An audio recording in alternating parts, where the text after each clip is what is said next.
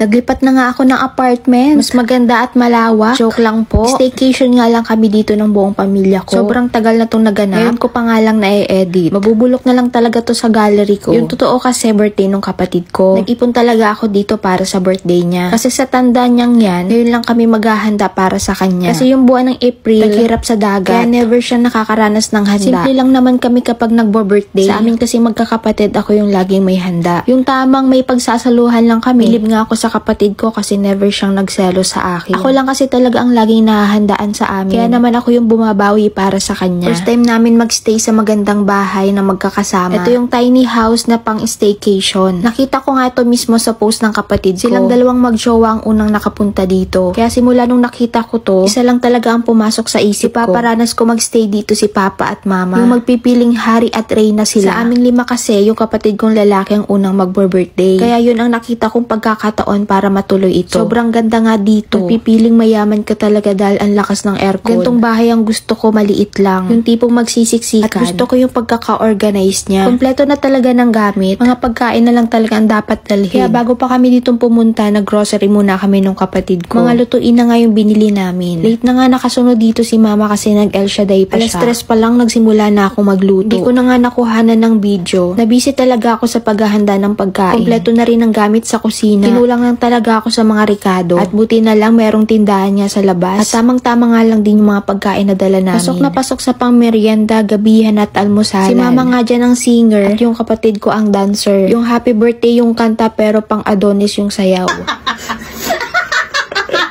Wala speaker. Happy birthday.